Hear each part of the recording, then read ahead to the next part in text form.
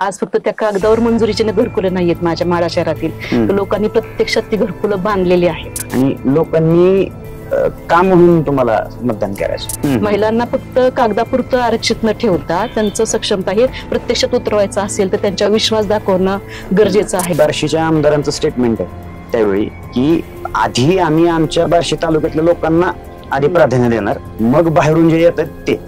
आम्ही रात्री 12 वाजता तो पेशंट माड्यामध्ये आणला. 12 वाजता पाटील डॉक्टर आपले हॉस्पिटल पाटील डॉक्टरांच्या माध्यमातून तिला मी घरी ऑक्सिजन लावला. नमस्कार, मी विक्रमसिंह पर्वत. आज आपल्या पॉडकास्ट मध्ये एक अशा व्यक्ती आहेत ज्या माढा नगर पंचायतच्या विद्यमान नगराध्यक्ष आहेत. दुसरी टर्म आहे त्यांची नगराध्यक्ष पदाची आणि प्रियदर्शिनी महिला मंडळच्या माध्यमातून त्यांचं महिलांसाठीचं कार्यही खूप मोठं आहे. तर आज त्यांच्यासोबत आपण गप्पा मारूया. ताई नमस्ते. नमस्ते ताई, सगळ्यात आधी मला हे सांगा की तुमचं कॉलेज लाईफ बद्दल सांगा. कॉलेज लाईफ तुम्ही कुठं शिक्षण झालं, कुठपर्यंत झालं? माझं माहेर इंदापूर बावडा आहे, त्याच्यामुळे त्या परिसरातच माझं ग्रामीण भागातच शिक्षण झालंय. म्हणजे अगदी 4थी पर्यंत शिक्षण इंदापूरमध्ये शेटपळ हवेली म्हणून गाव आहे त्या ठिकाणी झालं. नंतर 5वी नंतर तर माध्यमिक शिक्षण हे छत्रपती शिवाजी विद्यालय बावडा येथे झालं. 11वी 12वीचं शिक्षण शारदानगर बारामती आणि त्यानंतरच पूर्ण BSc पर्यंतचं शिक्षण विद्याप्रतिष्ठान बारामती ह्या ठिकाणी झालं. तसं पाहता माझं शिक्षण अजून चालूच आहे. मी लग्नानंतर पण आता 2014 साली लॉला ऍडमिशन आमच्या बाबांच्या इच्छेसाठी घेतलं होतं. 2017ला LLB डिग्री पूर्ण केले.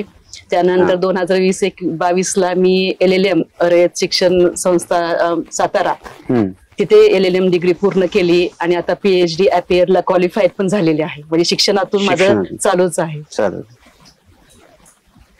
कॉलेजला असताना असं कधी ठरवलं होतं का? आता तुम्ही राजकीय क्षेत्रात आहात, कॉलेजला असताना असं काही होतं का की मी नाही पुढे जाऊन हे व्हायचं ते व्हायचं, असं काही ठरवलं होतं का तुम्ही? नाही, असं कॉलेज लाईफ मध्ये असं कधीच कुठल्याच बाबतीमध्ये स्वप्न नव्हतं. कॉलेजमध्ये जनरल ज्या मुलींच्या अपेक्षा असतात की आपण शिक्षण पूर्ण करावं, एक मेट्रो सिटीमध्ये पुणे मुंबई सारख्या सिटीमध्ये सेटल व्हावं, आपलं कुटुंबाचा विचार करावा, लग्न आणि लग्नानंतर समजा जॉब करायची वेळ आली जॉब आणि ह्या गोष्टी, त्यातली त्यात राजकीय क्षेत्रामध्ये मी येईल हे असं अजिबातच डोक्यामध्ये नव्हतं. काय करायचं होतं तुम्हाला? म्हणजे असं काही आता ठरवलं असेल ना, इंजिनियर व्हायचं, डॉक्टर? माझा BSc मायक्रोबायोलॉजी सब्जेक्ट होता, त्याच्यामुळे BSc नंतर MSc मायक्रोबायोलॉजी मला करायचं होतं आणि त्यानंतरच मायक्रोबायोलॉजीला भरपूर स्कोप आहे सध्या. त्याच्यामध्येच पुढे PhD करून वगैरे आपल्या मायक्रो लॅब म्हणजे एक मोठे जॉब कुठे कंपनीमध्ये वगैरे असं जॉबची अपेक्षा साधारण होते किंवा हाऊसवाईफ म्हणूनच राहण्याचा असा निर्णय होता. असं वेगळं काही कुटुंबाशिवाय वेगळं काही करेन असं अजिबात डोक्यामध्ये नव्हतं. प्रियदर्शिनी महिला मंडळाच्या माध्यमातून काय काय कामं केलेली आहेत तुम्ही? ज्यावेळेस मी लग्न होऊन माढा येथे आल्यानंतर आपला ग्रामीण भाग आहे आणि आपल्या ग्रामीण भागातील खरं महिलांसाठी मुलींसाठी काही सोयीसुविधा नाहीयेत, काम म्हणजे त्यांचं काही सक्षमता इथे अजिबातच दिसली नाही. मग माझे मिस्टर दादासाहेबांनी मला प्रियदर्शिनी महिला मंडळ हे सासूबाईंनी स्थापन केलेलं मंडळ होतं, त्या माध्यमातून तू पुढे काम करत राहा, महिलांचे प्रश्न समजून घे असं म्हणून आम्ही पहिल्यांदा महिला गावातील ग्रामीण भागातील असल्यामुळे घराच्या बाहेरच पहिला पडत नव्हत्या. हळदी कुंकू किंवा नवरात्रात देवीला जाणं वगैरे इथपर्यंतच त्यांचं हे होतं. आधी घरातून बाहेर काढण्यासाठी महिलांना मला तयार करायला लागले. वेगवेगळे कार्यक्रम नवरात्राचे घेऊन, स्पर्धा घेऊन, त्यांना स्पर्धेतून त्यांच्या कलागुणांना आम्ही आधी वाव दिला. त्यांचं स्वतःचा आत्मविश्वास अगोदर वाढवला. बाहेर आल्यामुळे त्या बोलू लागल्या, स्टेज डेअरिंग त्यांचं वाढलं, स्वतःचे कलागुण त्या आम्हाला दाखवू लागल्या, वेगवेगळ्या स्पर्धातून बक्षीस घेऊ लागल्या. त्यामुळे त्यांचा कॉन्फिडन्स चांगला निर्माण झाला. त्यानंतर आम्ही बचत गट वेगवेगळे स्थापन केली माड्यामध्ये आणि बचत गटाच्या माध्यमातून त्यांना वेगवेगळे उद्योग देण्यासाठी उन्हाळी कामाचं शिबिर, त्या जे उद्योग करतील त्या शिबिराचं मोफत आयोजन माड्या शहरापुरतं सुरुवातीला करत होतो आणि त्या उद्योगातून ज्या महिलांचं चांगले प्रोडक्ट तयार करतायत त्यांना बाजारपेठ आम्ही मिळवून दिली. आज ह्यातूनच बराच उद्योग महिलांना मिळाला या हाताला. आज आमच्या महिलांनी तयार केलेले प्रक्रिया केलेले उद्योग पापड असतील, कुरवडे असतील, सर्व काही असे प्रोडक्ट्स आहेत ते आम्ही युरोपला सुद्धा पाठवू शकलेलो आहोत. बापरे. हा, युरोप मार्केट आम्हाला उपलब्ध झालेलं आहे. आणि ह्या ग्रामीण भागातील महिलांना त्यामुळे त्यांचा कॉन्फिडन्स खरंच वाढला की ताई आपले पदार्थ केलेले लोकांपर्यंत जात आहेत. आता पुणे मुंबई शहरापर्यंत जात होते, आज युरोपच्या मार्केटमध्ये पण जात आहेत. म्हणजे हा एक प्रकारचं महिलांची प्रगतीच आहे आणि महिलांनी स्वतःचा आत्मविश्वास त्यांचा वाढू लागला आहे ह्या सर्व कामांमुळे. असंच प्रत्येक फील्ड मधल्या महिलांना, ज्या ज्या महिला उद्योगासाठी स्वतः तयार आहे स्वतःच्या पायावर, म्हणजे कोण शिवण क्लासमध्ये अशा आम्ही प्रशिक्षण शिबिर बरेच घेतलेले आहेत, पापड उद्योगासाठी घेतलेत, फॅशन डिझायनिंग साठी घेतलेत, जामजेली प्रशिक्षण असतील असे शिबिर घेतलेत. म्हणजे असे शिबिर आयोजित करतो जेणेकरून महिलांना स्वतःच्या पायावर उभा राहता येईल. आणि अशा महिला उभा राहावं लागलेले सध्या. मग आता हे झालं उद्योग क्षेत्रातले. आता तुम्ही स्वतः राजकीय क्षेत्रातले आहेत. तुम्ही जसं म्हणता की लग्नानंतर पण दादासाहेबांनी तुम्हाला शिक्षण घेऊ दिलं, तुमच्या सासू सासऱ्यांनी तुम्हाला सपोर्ट केला. मग महिलांचं राजकीय धोरण इथून पुढे काय असावं, आणि असं तुम्हाला काय वाटतं की राजकीय क्षेत्रात महिलांनी कसं पुढाकार घेतला पाहिजे किंवा काय केलं पाहिजे? आपण पाहतोय आज 50% स्थानिक स्वराज्य संस्थांमध्ये महिलांसाठी आरक्षण, जे आरक्षण आहे महिला आरक्षण आहे म्हणून. भविष्यामध्ये विधान लोकसभेमध्ये पण 33% आरक्षणापर्यंत हा मुद्दा जाऊ शकतोय. परंतु 50% आरक्षण असून सुद्धा महिला तेवढे सक्षमतेने काम करताना दिसत नाहीयेत. म्हणजे त्यांची सक्षमता फक्त सहीपुरती, सरपंच असेल, उपसरपंच असतील, कुठलेही नगराध्यक्ष वगैरे असतील तर ते फक्त कार्यक्षम कुठपर्यंत ते निवडून आणतात आरक्षण आहेत म्हणून, आणि त्यांना सहीपुरतं मर्यादित ठेवलं जातं. पण माझ्या बाबतीत एकदम वेगळं घडलेलं आहे की दादासाहेबांनी मला इतकं सक्षम केलं की ज्यावेळेस मी नगराध्यक्ष म्हणून नगरपंचायतला निवडून आले 2016 साली. खरं तर आपलं शैक्षणिक जीवन आणि शिक्षण किती जरी असलं तरी हे राजकीय प्रवास खरंच खूप वेगळा असतो. तिथं येऊन प्रशासकांबरोबर आपलं हँडल करणं, म्हणजे प्रशासक हँडल करणं, हा अभ्यास करणं खूप वेगळा आहे. त्यामुळे ज्यावेळेस मी निवडून आल्यानंतर त्यांनी मला पूर्णपणे निर्णय स्वातंत्र्य दिलं. तू स्वतः निवडून आलेले, तू स्वतः जाऊन ऑफिसमध्ये स्वतः जा, कामं समजून घे, तुझं तू मीटिंग काढ, म्हणजे संपूर्ण स्वातंत्र्य मला दिल्यामुळे चुकला निर्णय तर तू तुझा असेल, तुला त्या चुकीतून तुझी चूक सुधारता येईल, बरोबर आलं तर तुझं अजून काम चांगलं होऊ शकेल, असं त्यांनी माझ्यावर विश्वास दाखवला. आणि त्यांच्या विश्वासामुळे मी स्वतः ऑफिसमध्ये जाऊन पूर्ण वेळ थांबून कामं समजून घेतल्या. शासनाच्या योजना काय काय आहेत त्या लोकांपर्यंत कशा पोहोचवल्या पाहिजे, शासनाच्या नवीन नवीन जी आर आल्यानंतर त्याचा अभ्यास कसा करायचा, लोकांचे काही योजना पूर्ण करण्यासाठी त्यासाठी काय काम करायचं, तळागाळापर्यंत त्या योजना कशा पोहोचवायच्या, ते स्वतः पूर्ण वेळ बसून, मीच फक्त नाही तर माझ्याबरोबर ज्या काही नगरसेविका होत्या त्यांना पण ऑफिसमध्ये दररोज यायला लावून त्यांना ते काम समजून घेऊन लोकांचे सेवा, आपण समाज, म्हणजे राजकारण हे खरं तर समाजकारणाचं खूप चांगलं माध्यम आहे. यातून चांगली समाजसेवाच होऊ शकते आणि लोकांच्या पायाभूत सुविधा आम्ही त्या माध्यमातून पूर्ण करू शकलो आणि आम्ही स्वतः सक्षम त्याच्या माध्यमातून झालं. त्यामुळे मला असं वाटतं की राजकारणात खरं तर महिलांनी आलं पाहिजे. महिलांची चिकाटी, महिलांचे जे स्वभाव गुण असतात ते राजकारणामध्ये चांगले उपयोगी येतात. ते एखाद्या गोष्टी तडीच न्यायचं म्हणलं ती पूर्ण काम केल्याशिवाय राहत नाही, तिची चिकाटी असते, कार्यक्षम असते, तिला भ्रष्टाचार अजिबात चालत नाहीये. अशा सगळ्या गोष्टींमुळे ती चांगला कारभार, पारदर्शक कारभार, पैसे वाचवणे, तेच मला चिकाटी म्हणलं, पारदर्शक चांगला कारभार ती करू शकते. आणि आम्ही आज महिला, तुमच्या एक लक्षात येईल की माढा नगरपंचायत मध्ये आज 80% महिला आहेत. 69च्या बॉडीमध्ये 12 महिला सदस्य आहेत आणि 5च पुरुष आहेत. आणि त्या सक्षमपणे आपापल्या प्रभागाची, वार्डची कामं, जबाबदारी त्या सक्षमपणे मला येतात, सांगतायत, माझ्यापाशी बसून कामं करून घेतायत. म्हणजे महिला सक्षमता झालेली. खरं तर ही सक्षमता आहे. महिलांना फक्त कागदापुरतं आरक्षित न ठेवता त्यांचं सक्षमता हे प्रत्यक्षात उतरवायचं असेल तर त्यांच्यावर विश्वास दाखवणं गरजेचं आहे, त्यांची निर्णय क्षमता वाढवणं गरजेचं आहे. आणि हे माझ्या कुटुंबांनी, म्हणजे माझ्या बाबांनी, सासऱ्यांनी आणि मिस्टरांनी, दादासाहेबांनी हे केलं म्हणून आज सक्षमपणे मी गेली 7 वर्ष झालं नगरपंचायत मी स्वतः एकटी हँडल करू शकते.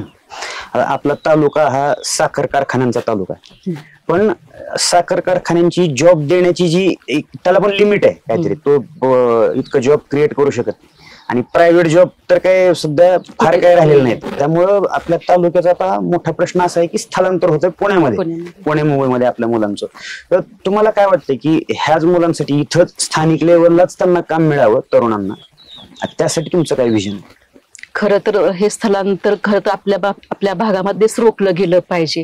स्थलांतर होऊन किती होणं, म्हणजे शहरीकरणाचा पण बोजा तिकडे, नागरीकरणाचा, शहरीकरणाचा बोजा तिकडे वाढतोच आहे स्थलांतरामुळे.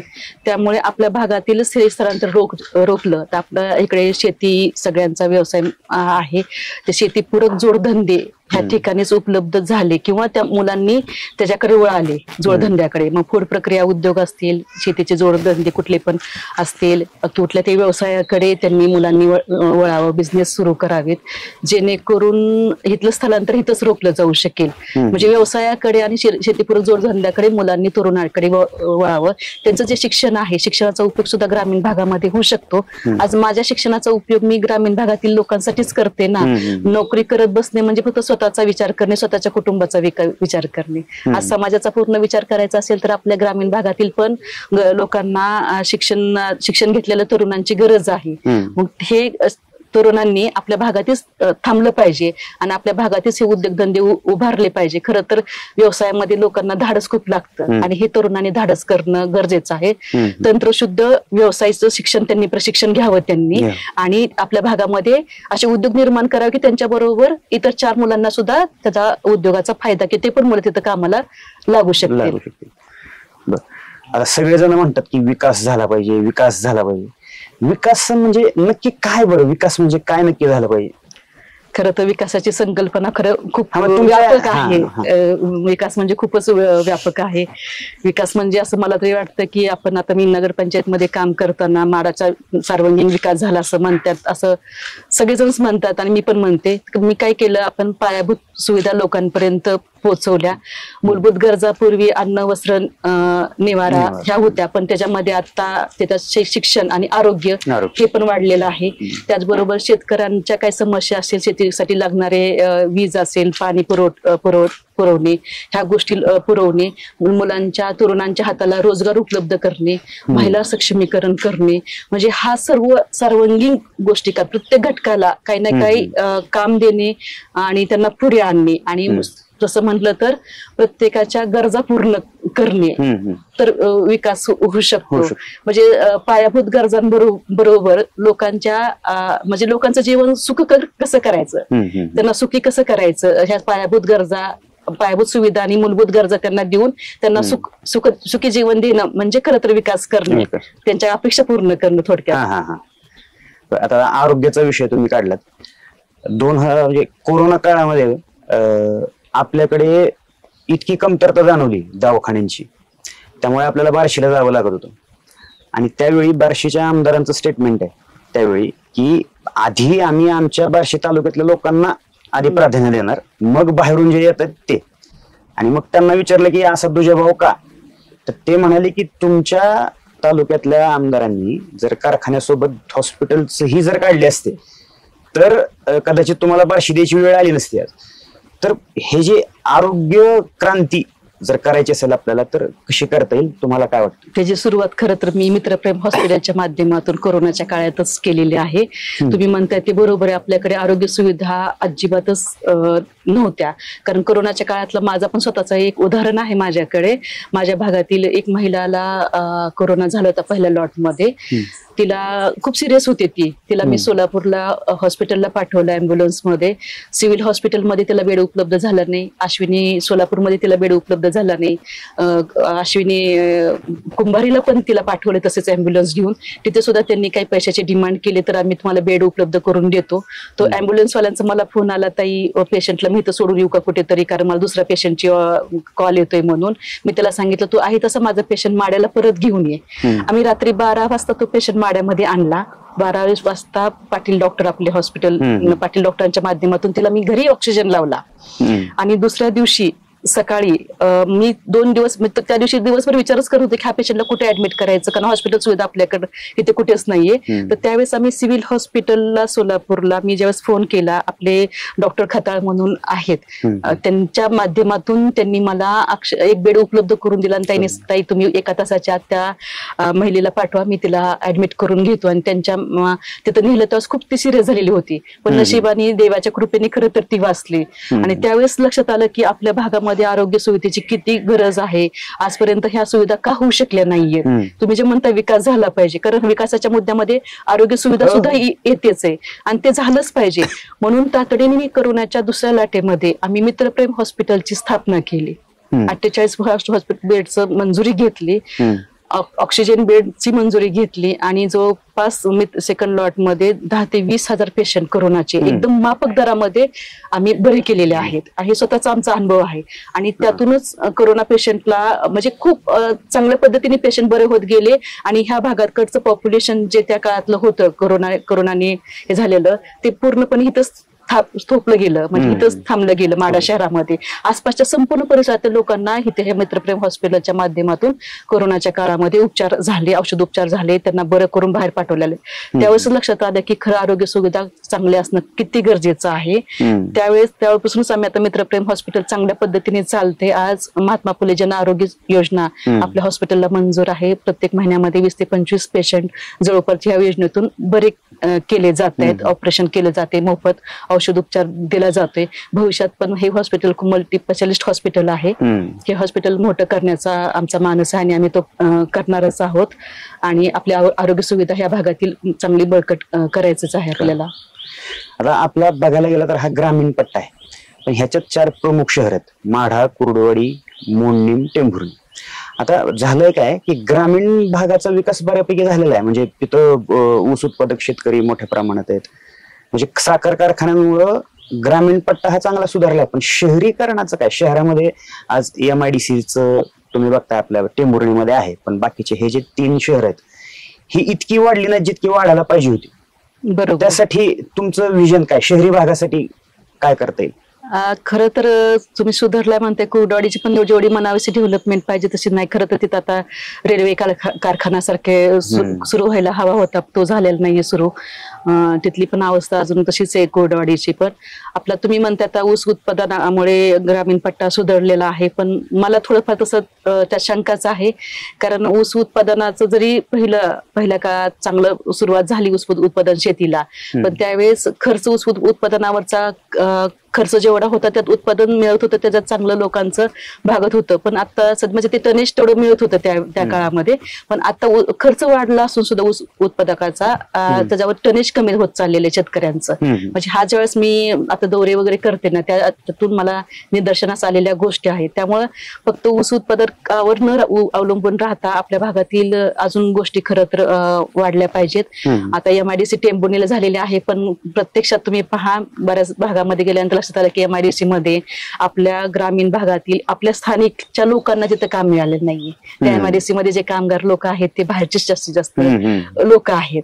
त्यामुळे MIDC टेंभुर्णीत होऊन सुद्धा काही उपयोग झाला नाही. तर तसं आपल्याला MIDC माड्यामध्ये पण झाली पाहिजे, टेंभुर्णीमध्ये झाली पाहिजे आणि स्थानिकच्या लोकांना इथं नोकरी तिथं मिळाली पाहिजे, रोजगार संधी तिथं उपलब्ध त्यांना तिथं झाली पाहिजे आपल्या भागातील लोकांना. आणि सगळाच विकास करायचा असेल तर फक्त ऊस उत्पादकावर भर न देता अजून बागायती क्षेत्र आहे, त्याच्या जोडीला ऊसाबरोबरच अजून वेगवेगळ्या बागा आपल्याकडे. आता द्राक्षाची लागवड चांगल्या प्रमाणात आहे, डाळिंब पण चांगल्या प्रमाणात आहे. मग द्राक्षासाठी मनुका, बेदाणा उद्योग आपल्याकडे मनुके भरपूर तयार होतात. हा, त्याच्याकडे शेतकऱ्यांनी वळलं पाहिजे. आता पेरूची पण लागवड होत चाललेली आहे आपल्या भागामध्ये. म्हणजे आपल्या भागातील वातावरण, नैसर्गिक परिस्थितीचा अभ्यास करून, आपल्या भागातील वातावरणाचा अभ्यास करून ज्या त्या भागामध्ये शेतकऱ्यांनी वेगवेगळे ऊसाबरोबर अजून वेगवेगळ्या बागायत क्षेत्राकडे वळलं पाहिजे. आता शिक्षण क्षेत्रामध्ये जसं आरोग्य क्षेत्रात माग असलेलो आहेतच आपण, शिक्षण क्षेत्रातही तितकेच माग असलेले. शिक्षण क्षेत्रात म्हणजे शेवटी आपण 11वी 12वी पर्यंत इथं करतो, ग्रॅज्युएशन नंतर फार तर फार बार्शी किंवा मग पुणे. मग आपल्या इथं तसे का होत नाही, तसे मोठे कॉलेजेस नाहीत? ह्याच्यासाठी तुम्ही काय? खरं तर मी पुणे जिल्ह्यातलं शिक्षण क्षेत्र, पुणे जिल्ह्यात माझं शिक्षण झालं असेल म्हणून त्या भागातील शिक्षण क्षेत्रातील प्रगती पाहून मला कौतुकास्पद आहे. ती प्रगती खूप चांगली आहे. ज्यावेळेस मी माढा भागामध्ये आले आणि आपल्या भागामध्ये फक्त 10वी पर्यंत शिक्षण आहे, 11वी 12वीला सुद्धा बऱ्याच भागांमध्ये आपल्या शिक्षण नाही. ह्याची खूप खंत वाटली की बाबा हे कशामुळे असेल. आज म्हणजे प्रत्येक लोकप्रतिनिधींनी जर ह्या गोष्टींचा विचार केला तर शिक्षणाच्या सुविधा देणं काही अवघड नाहीये आपल्या भागातील लोकांसाठी. तर शिक्षण क्षेत्रामध्ये खरं तर प्रगती झालीच पाहिजे. शिक्षणाशिवाय पर्यायच नाहीये खरं तर. सध्या युवक पिढीने आणि चांगलं दर्जेदार शिक्षण मिळालं पाहिजे. आता पाहतोय आपलं शासकीय असतील, निमशासकीय शाळा आहेत सध्या चालू, आणि कोणी प्रायव्हेट खाजगी पण शाळा सुरू केलेल्या आहेत. जर मला ह्या शिक्षण भागातील शिक्षण क्षेत्रामध्ये जर आपल्याला प्रगती करायची असेल तर खरं हे सगळं जे तज्ञ मंडळी आहेत, ज्यांनी स्वतःच्या खाजगी प्रायव्हेट स्कूल सुरू केलेले आहेत, ह्या मोठ्या मोठ्या शैक्षणिक संस्था चालू होत्या, त्यांना सगळ्यांना एकत्र येऊन त्यांचं शिक्षणाबद्दलची संकल्पना काय आहे, त्यांना पुढे कुठल्या अडचणी येणार आहेत आणि त्यांना काय सुविधा पाहिजेत, त्यांना त्या अडचणीवर आपण मात करून आपल्या भागामध्ये चांगलं मोठं शिक्षण, अजून मोठे मोठे महाविद्यालय काढण्यासाठी, इंजिनिअरिंग कॉलेज असतील, डिप्लोमा कोर्स असेल, मेडिकल कॉलेजेस असतील, म्हणजे हे शिक्षण तज्ञांना सगळ्यांना एकत्र करून मला तर खरं त्यांना सोबत घेऊन पुढे आपल्याला मोठ्या मोठ्या शाळा कॉलेजेस आपल्या भागामध्ये काढण्याचा मानस आहे. तुम्ही विधानसभा लढवणार का? हा, निश्चित लढवणारच आहे. कोणत्या पक्षातून? आता सध्या तर तुम्ही पाहतच आहे, आम्ही महाविकास आघाडीतूनच काम करत आहोत. 2019ला आघाडी बरोबरच होतो. 2019 पासून जर प्रामुख्याने आघाडी पक्षाबरोबर कोण असेल तर आम्ही स्वतःच पहिल्यापासूनच 19 पासून आहोतच. आणि 2024ला विधानसभेसाठी, लोकसभेसाठी आम्ही काम केलेलं आहे. त्यामुळे महाविकास आघाडीकडूनच मी इच्छुक आहे तिकीट मिळवण्यासाठी, आणि महाविकास आघाडीतूनच मी लढवणार आहे. तसं पाहता महाविकास आघाडीमधून लोकसभेचा प्रचार जो सक्षमपणे मी स्वतः हँडल केलेला आहे, लोकांपर्यंत पोहोचलेले काम केलेलं आहे, त्या सर्व गोष्टीचा विचार करता ह्या महाविकास आघाडीतून तिकीट मिळायला काही अडचण नसावी. आणि मुख्य म्हणजे आपले राष्ट्रवादी शरदचंद्र पक्षाचे ज्येष्ठ नेते आहेत, त्यांनी नेहमी महिला सक्षमीकरणाचं काम, महिलांना पुढे आणण्याचं काम केलेलं आहे. आणि मी स्वतः एक महिला असल्यामुळे मला असं वाटतंय की ह्या पक्षातून, महाविकास आघाडीतून मला तिकीट निश्चित मिळू शकेल. आता तुमचा जो युनिक सेलिंग पॉइंट आहे ना, म्हणजे तुम्ही माढा शहरामध्ये जे काम केलं त्यावरून तुम्ही सगळ्या तालुक्यामध्ये जाऊन मतदान मागणार. हो, माढा शहरात केलेल्या कामावरून. मग हा माढा पॅटर्न नेमका काय आणि लोकांनी का म्हणून तुम्हाला मतदान करायचं? माडा पॅटर्न म्हणजे सर, जो आपण विकासाचा पूर्वी मुद्दा घेतलेला, तर विकास कसा झाला पाहिजे. पूर्वीचा माडा ज्या ठिकाणी टँकरने पाणी येत होतं, आज टँकर मुक्त माडा आहे. पूर्वी माड्यामध्ये रस्ते नव्हते. जे विस्तारित भाग आहे त्या भागामध्ये सुद्धा महिलांना जाताना चिखलातून ह्यातूनच जावं होतं. आज त्या संपूर्ण भागामध्ये रस्ते झालेले आहेत, इनलाईन गटारी झालेले आहेत, वाड्या वस्त्यांपर्यंत आम्ही रस्ते केलेले आहेत, शिवरचे रस्ते केलेले आहेत. म्हणजे पायाभूत सुविधा लोकांपर्यंत पोहोचवलेल्या आहेत, त्यांच्या मूलभूत गरजा पूर्ण केलेल्या आहेत. म्हणजे हा एक विकासाचा पॅटर्न आहे. मग थोडक्यात म्हणजे शासनाच्या सर्व योजना, आज रस्ते असतील, गटारे असतील, लाईटची व्यवस्था असेल, स्मशानभूमी डेव्हलपमेंट केलेली जी आहे माडा शहरामध्ये, मंदिर सुशोभीकरणाचं काम आहे, त्याचबरोबर घरकुल योजना, जे रमाई आवास योजना, पंतप्रधान आवास योजना, शक्यतो ह्या वैयक्तिक लाभाच्या योजना लोकांपर्यंत पोहोचत नाहीयेत. त्या 100% लोकांपर्यंत पोहोचून आज फक्त त्या कागदावर मंजुरीचे घरकुलं नाहीयेत माझ्या माडा शहरातील, तर लोकांनी प्रत्यक्षात ती घरकुलं बांधलेली आहेत. म्हणजे ह्या घरकुल योजना 1000 घरकुल आज माडा शहरामध्ये पूर्ण होत आहेत बांधून. म्हणजे हे एक विकासच झाला ना. म्हणजे हा विकासाचा माड्याचा पॅटर्न आहे. म्हणजे शासनाच्या जे योजना आहेत त्या लोकांपर्यंत 100% पोहोचवण्यासाठी आम्ही यशस्वी झालेलो आहोत. आणि माडा शहराचा सर्वांगीण विकास आम्ही केलेला आहे. प्रियदर्शनी महिला मंडळाच्या माध्यमातून बचत गटांना, चाहत्यांना काम दिलेलं आहे. आणि त्याचबरोबर माडा नगरपंचायतच्या माध्यमातून आपण पायाभूत सुविधा लोकांपर्यंत पोहोचवलेल्या आहेत. हा विकासाचा पॅटर्न घेऊन आम्ही लोकांपर्यंत जातोय. आणि ह्या बचत गटाच्या माध्यमातून तुम्ही पाहत असाल, आज वेगवेगळे शासनाने स्कीम वेगवेगळ्या जाहीर करतात म्हणून, परंतु आज त्या महिलांपर्यंत पोहोचत नाहीयेत. त्या पोहोचवण्यासाठी आम्ही माडा शहरामध्ये प्रयत्न करत आहोत. म्हणजे हा विकासाचा पॅटर्न घेऊन गेलो. आणि मला काय वाटतं हा पॅटर्न यशस्वी होईल, कारण आता मी जनसंवाद यात्रा माझी सध्या चालू आहे आणि जवळपास 65 गावापर्यंत मी जाऊन पोहोचलेले आहेत. आणि लोक येत आहेत आणि ते बोलतायत, ताई माड्याचा जसा विकास झालाय ना तसा तुम्ही आमच्या गावाचा विकास करा म्हणून. महिला येत आहेत, बोलतायत, ताई माड्यातील महिलांना तुम्ही जसं सक्षम केलेलं आहे, बचत गटाच्या महिलांना काम दिलेलं आहे, त्यांना स्वतःच्या पायावर उभा केलेला आहे, तसं आम्हाला पण उभा करा. म्हणजे हे लोकांपर्यंत पोहोचलं आहे ना. म्हणजे त्यामुळे असं मला वाटतं की माडा शहराचा जो विकास केलेला आहे, ज्या मूलभूत गरजा आपण लोकांच्या पूर्ण करू शकलेलो आहोत, त्या गरजा आणि तो विकास घेऊन आम्ही लोकांपर्यंत पोहोचतो. आणि निश्चित हा पॅटर्न आमचा माडा शहराचा ग्रामीण भागामध्ये राबवण्यासाठी आम्ही पण यशस्वी होऊ शकतो. आता शाळेत असताना ना आपल्याला निबंध असायचे बघा, मी पंतप्रधान झालो तर, मी हे झालो तर. आता तसं तुम्ही आमदार झाले तर पहिला निर्णय तुमचा काय असेल? मी आमदार झाले तर माझा पहिला निर्णय, मी पहिल्यांदा शैक्षणिक आणि आरोग्य सुविधेवर माझा भर असणार अगोदर. पण आपल्या तुम्हाला आता आरोग्याचा मुद्दा तुम्ही जो उपस्थित केला होता, ज्या ग्रामीण भागातील लोकांना आरोग्यासाठी अडचणी येत आहेत, तसं ग्रामीण भागातील प्राथमिक आरोग्य केंद्र आपले जे आहेत आणि ग्रामीण रुग्णालय जे आहेत त्याच्यामध्ये ते चांगले सक्षम झाले पाहिजेत. म्हणजे सक्षम म्हणजे त्या आरोग्य व्यवस्था सक्षम केली पाहिजे. प्राथमिक आरोग्य केंद्रामध्ये काय होतंय की तिथे स्टाफ फुलफिल झालेला नसतो, त्यामुळे डॉक्टर नसतात, सिस्टर्स नसतात, मेडिकल ऑफिसर नसतात किंवा एक्सरे मशीन असून सुद्धा एक्सरे टेक्निशियन नसतो. त्या संपूर्ण स्टाफची फुलफिलमेंट मी सुरुवातीला करेन. त्यानंतर औषधोपचार घेण्यासाठी औषध मोफत येत आहेत, पण ते कधी कधी वेळेवर दिला जात नाही किंवा औषधाचा साठा नाहीये म्हणून सांगितला जातो. काय काय औषध येत नाहीयेत, असून सुद्धा येत नाहीयेत. ते होते माझ्या ग्रामीण भागातील महिलांसाठी. आता ऑपरेशन थिएटर सध्या माड्यामध्ये पण आहे ग्रामीण रुग्णालयामध्ये, परंतु त्या ठिकाणी कितीतरी वर्ष ते ऑपरेशन थिएटर चालूच नव्हतं. मग महिलांना डिलिव्हरीसाठी वगैरे सिझेरियन करायचं म्हणलं तर सिव्हिल हॉस्पिटलला सोलापूरला वगैरे पाठवलं जात होतं. पण ह्यासाठी आपल्याकडे भूलतज्ञ नसतात, सिझेरियनसाठी सर्जन नसतात. मग ह्या सर्व गोष्टींचा विचार मी आधीच करून ठेवलाय की हे सर्व जर स्टाफ फुलफिल झाला आहे, त्या संपूर्ण डॉक्टर्स आले, सगळा स्टाफ इथं आला तर आपल्या भागातील महिलांना, लोकांना, सर्वांनाच या आरोग्य सुविधेचा उपयोग होईल असं मी संपूर्ण प्राथमिक आरोग्य केंद्र आणि ग्रामीण रुग्णालय आपले चांगले कार्यरत करण्यासाठी प्रयत्न करेन.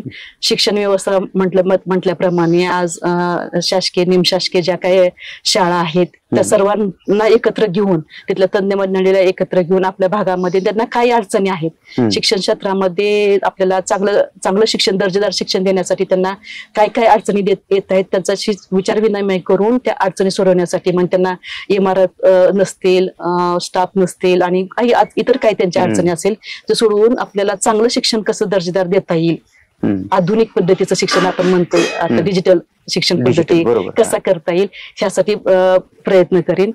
तिसरा माझा प्रयत्न राहील तो महिला सक्षमीकरणाचा, जो माझा पहिल्यापासूनचाच मुद्दा आहे, जो माड्यामध्ये मी पहिल्यापासूनच हाती घेतलेला आहे की एक महिला पुढे आल्यानंतर अशा अनेक महिला पुढे येऊ शकतात. ह्या हिशोबाने आज बचत गटांना अर्थसहाय्य शासन मंजूर करतं, म्हणजे सांगतं कागदपत्रे होतं पण प्रत्यक्षात त्यांना मिळत नाहीये.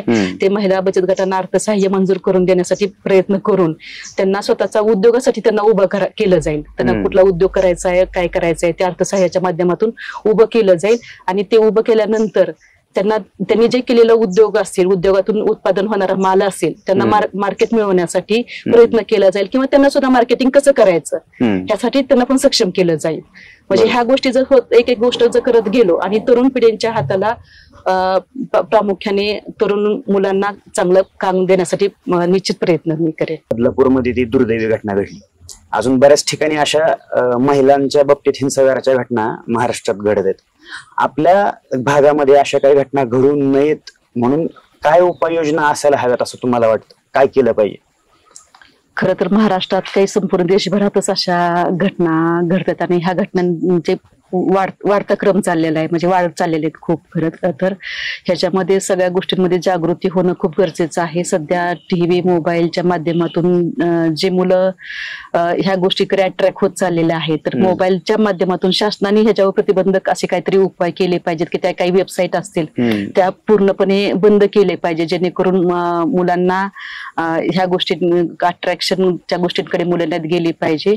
त्याचबरोबर म्हणजे पालकांची पण जबाबदारी आहे की आपल्या मुलांना चांगल्या प्रकारचे संस्कार देणे, त्यांना चांगल्या वाईट गोष्टी सांगणे आणि शाळेमध्ये सुद्धा वेगवेगळ्या प्रशिक्षणाच्या माध्यमातून कामं झाली पाहिजेत. आता सध्या मी प्रियदर्शिनी महिला विकास मंडळाच्या माध्यमातून आपल्या ग्रामीण भागामध्ये, आपल्या भागात अशा काही घटना घडू नये त्याबद्दल प्रबोधनाचे कार्यक्रम आम्ही घेणार आहोत. प्रत्येक शाळामध्ये जाऊन मुलींना गुड टच, बॅड टच म्हणजे काय असतो वगैरे ह्याच्या बाबतीत व्याख्यान असेल किंवा आरोग्याच्या बाबतीमध्ये एखाद्या डॉक्टरांकडून मार्गदर्शनाचे कार्यक्रम आम्ही आयोजित करत आहोत.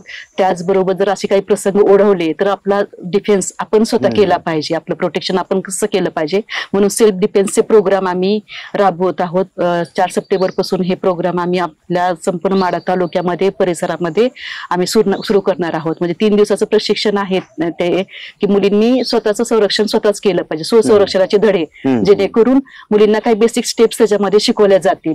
ज्यावेळेस काही असे प्रसंग ओढवतील त्यावेळेस ते स्वतः आपल्याला ते प्रशिक्षण घेतल्यामुळे ते स्वतः कॉन्फिडंट पण राहतील आणि स्वतःचं संरक्षण त्या स्वतः करू शकतील. ह्याच्यामध्ये खरं तर समाजातील प्रत्येकानेच काम केलं पाहिजे. आपण म्हणजे महिलांनीच नाही तर पुरुषांनी, महिलांनी, आई वडील आणि शाळांनी पण ह्या बाबतीमध्ये जागृत होणं गरजेचं आहे आणि सर्व स्तरातून ह्या बाबतीमध्ये काम झालं पाहिजे. तुम्ही आमच्या स्टुडिओत आलात त्याबद्दल धन्यवाद. आपण बोलत होतो माढा नगर पंचायतच्या विद्यमान नगराध्यक्षा मिनलताई साठे यांच्यासोबत. धन्यवाद. थँक्यू. धन्यवाद.